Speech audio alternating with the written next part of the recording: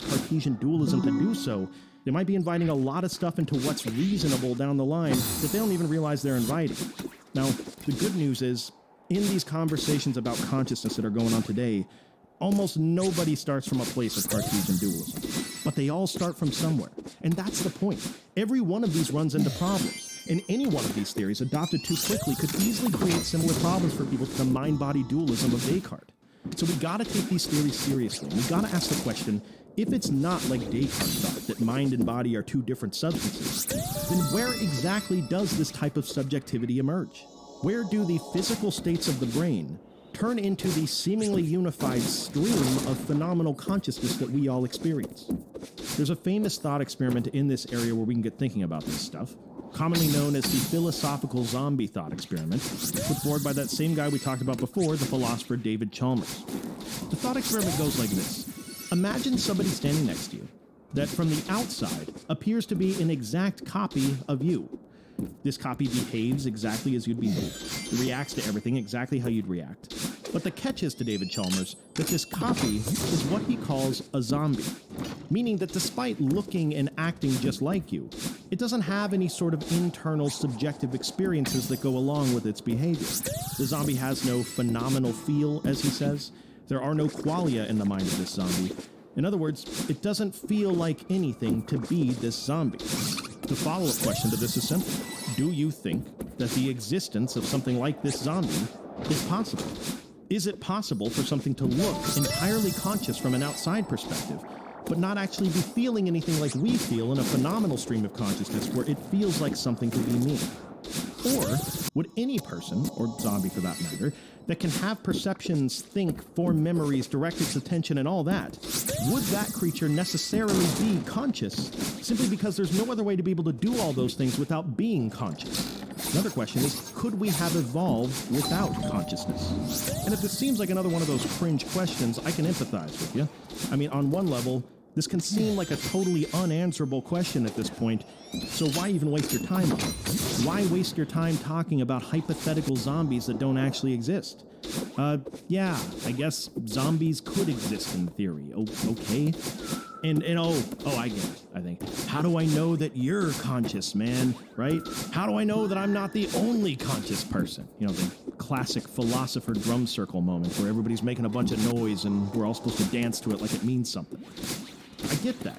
But on another level, think of how important the answer to this question becomes when we apply this to other potentially conscious minds. Think of the direct moral implications in two areas that we deal with every day: in the conscious experience of animals in the realm of animal rights, or the conscious experience of something like ChatGPT in the realm of artificial intelligence.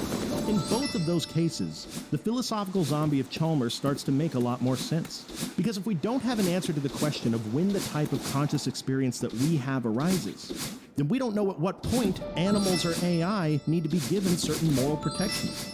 You know, seemingly, from a moral perspective, what we're trying to protect is that subjective experience of being a thing that is in conscious torment. Something's going on against our will, and we don't like it. We don't want other conscious beings to have to go through it either. It's the state of consciousness that we're ultimately trying to protect there. That's why nobody feels bad for a Roomba. You know, nobody feels bad for the vacuum cleaner that slaves away in your house all day trying to keep it clean. But then, as these machines are made to be more and more like people, we always got to be asking the question of at what point does this thing become conscious? Because that's when it would ostensibly feel like something to be that thing, and that's also where it can start to feel horrible to be that thing. So it's interesting to examine. In the case of something like ChatGPT and language models like that, barring very few exceptions, there is nobody out there that thinks what it's doing now in version 4 is anything like our experience of consciousness. It's an algorithm, people say. It uses statistics and pattern recognition to predict the next word in a sequence. It's not emulating human intelligence. It's doing an impression of what an intelligent human sounds like. Now, some philosophers say that when people read what ChatGPT is producing and are impressed as to how close it's coming to being conscious, that most of that work is being done by the reader. Most of that is the reader projecting their human experience onto the words it's writing. That we have this natural tendency to humanize something that looks and sounds so much like a human, kind of like the zombie. And that while ChatGPT is certainly an awesome piece of technology, And while the stock prices of tech companies and clicks onto articles about AI and the imminent singularity, those definitely get a boost for sure with this. But some philosophers would say it's not even close to doing what human beings are doing at a conscious level. Then again, if it was conscious, and it was way smarter than us, then it may make us think that it's stupid, so that we'd let it out of its black box. Anyway, the zombie from the thought experiment before starts to become relevant here. Because maybe it's clear that right now, ChatGPT and other iterations are not doing anything that looks like consciousness. But if things keep progressing, and you can eventually get to a place where you can build a machine and it is indistinguishable from a human being, much like the zombie, in the sense that it does everything a person does, it reacts the same way, and even says that it's conscious like a person does that make that machine conscious at that point?